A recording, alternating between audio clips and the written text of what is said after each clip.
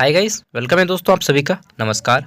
तो आज की वैकेंसी है रांची जिला में निकली हुई प्रधानमंत्री आवास योजना ग्रामीण के अंतर्गत जितने भी ब्लॉक लेवल की सीट्स हैं उन सभी पे हम लोग डिस्कस करेंगे। कैसे फॉर्म भरना है, कितनी सीट्स हैं, कौन कौन अप्लाई कर पाएंगे, कितनी सैलरी मिलेगी, ठीक है। और यहाँ पे सिलेक्शन का प्रोसेस क्या रहेगा, सारी चीज़ें हम लोग डिटेल में जानने वाले हैं। तो चलिए सबसे पहले स्टार्टिंग में शुरू करते हैं। तो देखिए, ये जो वैकेंसी है प्रधानमंत्री आवास योजना ग्रामीण के अंतर्गत प्रखंड स्तर पर गठित पीएमयू में नियुक्ति से संबंधित सूचना है, ठीक है। और ये आपको रांची जिला के जितने भी ब्लॉक हैं उनमें पोस्टिंग होगा। तो उपायुक्त का कार्यालय रांची के द्वारा यह निकाला गया है ग्रामीण विकास विभाग की ओर से, ठीक है। अब देखिए यहाँ पे आपके जो टोटल सीट्स हैं वह 4 प्रकार के पोस्ट हैं, ठीक है। पहला है आपका जिला प्रशिक्षण समन्वयक यानी कि डिस्ट्रिक्ट ट्रेनिंग कोऑर्डिनेटर, जो कि डिस्ट्रिक्ट लेवल का पोस्ट है। इसमें आपके टोटल 1 सीट है, जनरल से है, ओनली 1। एज है 22 से 45 साल, ठीक है। मासिक आपका सैलरी है, मंथली सैलरी 35,000।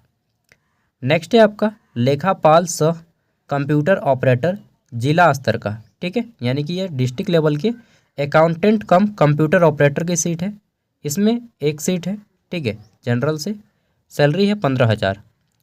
और जो जिला लेवल लिखा जाएगा ना, इसका मतलब आपको डीसी ऑफिस रांची में काम करना होगा, ठीक है। उम्र 18 से 30 साल। अगला है प्रखंड समन्वयक, ये आपका प्रखंड स्तर पर काम करेंगे, ठीक है, ब्लॉक कोऑर्डिनेटर। और इसमें आपकी जो सीट है टोटल 7 गो है। इसमें जनरल से 3 सीटें हैं, एसटी से 3 सीटें हैं, ठीक है, ईडब्ल्यूएस से 1 सीट है, टोटल 7 सीट हो जाती है। उम्र 22 से 45 वर्ष चाहिए और सैलरी है 18,000, ठीक है। नेक्स्ट देख लेते हैं। तो अगला है आपका लेखपाल सह कंप्यूटर ऑपरेटर यानी कि वही अकाउंटेंट कम कंप्यूटर ऑपरेटर, ये ब्लॉक लेवल का है। इसमें 6 गो सीट है, ठीक है। जनरल से 2, एसटी से 2, एससी से 1, ईडब्ल्यूएस से 1, कुल मिला के 6 सीट्स हो जाती हैं। 18 से 30 साल उम्र वालों को लिया जाएगा, सैलरी है 10,000, ओके। तो कुल मिला के आपके 1, 1, 2, 7, 6, 15, तो 15 वैकेंसी है टोटल, मात्र ओनली 15 वैकेंसीज हैं, ओके। तो पदों की संख्या घटाई या बढ़ाई भी जा सकती है, ये रिजर्व कर दिया गया है इनको, ठीक है, इन्फॉर्म कर दिया गया है। तो यहाँ पे देखते हैं क्वालिफिकेशन क्या चाहिए।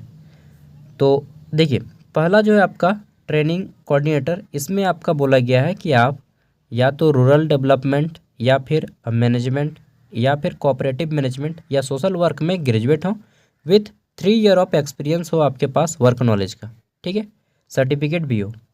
नेक्स्ट है आपका लेखपाल सह कंप्यूटर ऑपरेटर यानी कि अकाउंटेंट कम कंप्यूटर ऑपरेटर। इसमें आपका क्वालिफिकेशन बोला गया है कि आप ग्रेजुएट हो किससे, तो कॉमर्स से, ठीक है, मान्यता प्राप्त बोर्ड विश्वविद्यालय संस्थान से कॉमर्स में इंटरमीडिएट उत्तीर्ण एवं डिप्लोमा। अरे यार, ग्रेजुएशन नहीं चाहिए दोस्तों, ओनली अगर आप 12th पास हैं, ठीक है, तब आप अप्लाई कर पाएंगे। बीकॉम नहीं चाहिए, बस आईकॉम अगर आप किए हो इंटरमीडिएट ऑफ कॉमर्स तो आप अप्लाई कर सकते हैं, ठीक है। और डीसीए का सर्टिफिकेट चाहिए विथ 1 ईयर ऑफ एक्सपीरियंस चाहिए आपका वर्किंग नॉलेज, ठीक है। डीसीए का सर्टिफिकेट तो चाहिए ही चाहिए, इसके अलावा 1 साल का एक्सपीरियंस सर्टिफिकेट चाहिए, ठीक है। आगे देखते हैं। तो नेक्स्ट है हमारा ब्लॉक लेवल का, और ये ब्लॉक लेवल का है ब्लॉक कोऑर्डिनेटर की वैकेंसी 18,000 इसमें जो है। इसमें सिंपल आप ग्रेजुएट हो और आपका 1 साल का वर्क एक्सपीरियंस हो, मान्यता प्राप्त विश्वविद्यालय से स्नातक एवं 1 ईयर का आपके पास एक्सपीरियंस होना चाहिए, वर्किंग नॉलेज। बोलिएगा कहाँ से पाएंगे हम वर्क एक्सपीरियंस, अरे भाई ये तो आप ही समझें। अभी बहुत से लोग देखिएगा कि अप्रेंटिस किया है, तो अगर आप अप्रेंटिस भी किए हैं ना कहीं पे, ठीक है, जैसे अकाउंटेंट से रिलेटेड, तो आपको यहाँ पे जॉब मिल जाएगा। या ग्रेजुएशन यूनिवर्सिटी में अभी देखिए ग्रेजुएट अप्रेंटिस का पोस्ट चल रहा है, वहाँ पर भी अगर आप काम किए होंगे तो आपको मिल जाएगा, ठीक है। किसी स्कूल कॉलेज में भी अगर आप काम किए हैं तो आपको मिल जाएगा, ठीक है। या फिर अगर आप 1 साल उसको क्या बोलते हैं ग्राम रोजगार सेवक के पोस्ट पे काम किए तब भी आपको मिल जाएगा, ठीक है। चलिए, अकाउंटेंट का ये भी आपका सिंपल 12th आप कॉमर्स से किए हों और 6 मंथ का एक्सपीरियंस चाहिए, यहाँ पे ओनली 6 मंथ का एक्सपीरियंस है तो आप अप्लाई कर सकते हैं, ठीक है। उम्र की गणना जो है आपकी किसके आधार पे की जाएगी, तो 1 जनवरी 2025 के आधार पे की जाएगी उम्रों की गणना। ओके, ये फॉर्म आपका ऑनलाइन भरा जाएगा और फॉर्म भरने के लिए एक भी रुपया फीस नहीं लिया जाएगा। देखिए यहाँ पे सारा शेड्यूल बता दिया गया है कि कब आपका रिजल्ट आएगा, कब ज्वाइनिंग होगा, सारा कुछ। सबसे पहले फॉर्म भरने की तिथि है आपका 14 तारीख से फॉर्म भरा जाएगा, 14 फरवरी से। ओके, 14 फरवरी से आपका फॉर्म भरा जाएगा। कागजात सत्यापन यानी कि डॉक्यूमेंट वेरिफिकेशन आपका 23 मार्च से आपका 27 मार्च के बीच में होगा। सत्यापित सूची का प्रकाशन एवं दावा पत्ती, ठीक है, यानी कि अगर कोई आप जो लिस्ट निकाला जाएगा उसमें अगर किसी प्रकार को आपको ऑब्जेक्शन देना रहेगा तो आप 5 अप्रैल को दे सकते हैं। त्रुटि निराकरण एवं संशोधन सूची का प्रकाशन फिर आपका एडिट करने के बाद वो लिस्ट निकालेगा 16 अप्रैल को।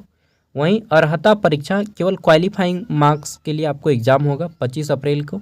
और वहीं पे आपका रिजल्ट जो आएगा वो रिजल्ट आ जाएगा 30 अप्रैल को, ठीक है। और आपका ज्वाइनिंग मई महीना में करा दिया जाएगा। सब कुछ यहाँ पे बता दिया गया है, ठीक है। सभी पदों के लिए खुला विज्ञापन के माध्यम से आवेदन पत्र आमंत्रित किए जाएंगे।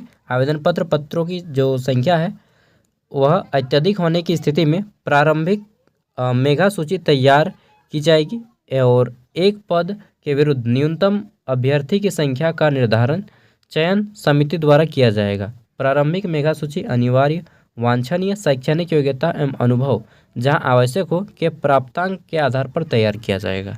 ओके, तो एक्सपीरियंस है तो यहाँ पे अक्सर क्या होता है कि इन सब में आपका हो जाता है।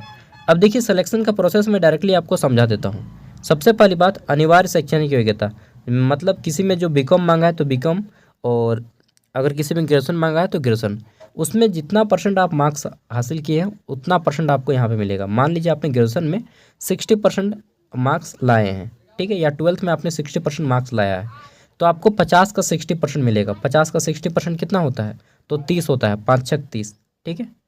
तो यहाँ से आपको 30 मिल गया। अब मान लीजिए आपका वर्क एक्सपीरियंस है, ठीक है, तो वर्क एक्सपीरियंस का आपका 20 मार्क्स मिलता है, ठीक है। उसके बाद यहाँ पे विषय ज्ञान, आपका विषय ज्ञान कितना है और कंप्यूटर ज्ञान कितना है, ये आपका एग्ज़ाम 30 मार्क्स आपका एग्ज़ाम पे डिपेंड करेगा, ठीक है। 30 मार्क्स जो है आपका एग्ज़ाम होगा उससे लिया जाएगा और टोटल का फिर आपको 100 से जोड़ दिया जाएगा कि किस में ज़्यादा सबका आ गया। मान लीजिए किसी का एग्ज़ाम में 30 में 25 नंबर लेते हैं, ठीक है, तो इधर किनका कितना हो जाता है, 30 20 50 20 75 75 हो जाएगा, तो आपका सिलेक्शन भी कोई नहीं रोक पाएगा, ठीक है। तो ये सारी चीज़ें हैं और चयन की पात्रता बता दिया गया है कि 100 मार्क्स का होगा, इसमें जो अधिक मार्क्स लाएंगे उनको यहाँ पे लिया जाएगा। फॉर्म भरने का फीस एक भी रुपया नहीं रहेगा। और यहाँ पे ये जो वैकेंसी ये आपका कॉन्ट्रैक्ट बेस है। प्रारंभिक चरण में आपका वैकेंसी 3 साल के कॉन्ट्रैक्ट पे है, ठीक है। प्रारंभिक चरण में संविदा के आधार पर ऐसी नियुक्ति 3 वर्ष के लिए की जाएगी और प्रत्येक वर्ष उनके कार्यों की समीक्षा की जाएगी। अगर आप अच्छा काम करेंगे तो आपको फिर एक्सटेंड कर दिया जाएगा, रिन्यूअल। ओके, तो आई होप कि आपको सारी बातें समझ में आ गई होंगी। फिर भी अगर आपको डिटेल में जानना है, ठीक है, तो आप इसको पढ़ सकते हैं। मैं इसका लिंक दे दूंगा वीडियो का डिस्क्रिप्शन में। देखो भाई, मैं आप लोग के लिए लाता हूँ यार, ताकि आप लोग अप्लाई करें। फिर बोलिएगा बाहरी आदमी घुस गया। अरे भाई, आप लोग अप्लाई कीजिए, बाहरी को आप घुसने ही क्यों देते हैं, ठीक है। पहले तो अभाव था इन्फॉर्मेशन के, भाई लैक ऑफ इन्फॉर्मेशन के कारण हमें पता भी नहीं चल पाता है कि वैकेंसी आया कहाँ से। तो अब आ गया है, अब आप लोग जुगाड़ कीजिए, ठीक है। मैं इनडायरेक्टली बहुत कुछ बातें बोल रहा हूँ, आप समझ पाएंगे तो समझ जाइएगा, ठीक है। तो अपना राज्य झारखंड का आदमी होगा तो बहुत अच्छा रहेगा, ठीक है। इसलिए मैं आप लोग को इन्फॉर्म भी कर देता हूँ जल्दी है, नहीं तो मैं भी इसको हिडन भी रख सकता था, ठीक है। हिडन रखता तो फिर बाहरी आदमी घुस जाता आराम से। देखिएगा कहीं पे हमारे झारखंड में अगर छोटा मोटा इंटरव्यू भी होता है तो आउट ऑफ स्टेट के आदमी घुस जाता है, खास करके बिहार, यूपी, ठीक है, ये 2 गो और पश्चिम बंगाल, ये सब का आदमी घुस जाता है अक्सर यार। तो आप लोग मौका ही मत दीजिए उन लोग को, ठीक है, तभी ना नहीं घुस पाएगा। आप लोग अप्लाई कर दीजिए हायर क्वालिफिकेशन देके। चलिए, तो गवर्नमेंट के चक्कर में मत रहिए, जो निकल रहा है ब्लॉक लेवल पे, जिला लेवल पे, वो सब पे अप्लाई कीजिए, उन सब पे जल्दी सिलेक्शन होता है। और जेएसएससी का पीछा कीजिएगा तो फिर बुढ़ा जाइएगा, जेएसएससी और जेपीएससी बुढ़ा देगा आपको, ठीक है। जो काम मिलता है कर लो भाई, यहाँ पे नहीं लगता है प्राइवेट में भी हो जाए, ठीक है, प्राइवेट स्कूल में करो, नहीं लगता है तो अपना रोजगार कर लो कोई छोटा मोटा और साथ में काम करो, ठीक है। नहीं होता है अपना कुछ ना कुछ करते रहिए भाई, फ्री में मत बैठो। नहीं तो बोलते हैं ना कि हवाई घोड़े बनाना, हवाई घोड़े बनाना मतलब समझते हैं? चलिए नहीं समझते हैं तो समझ जाइएगा। ठीक है, बाय।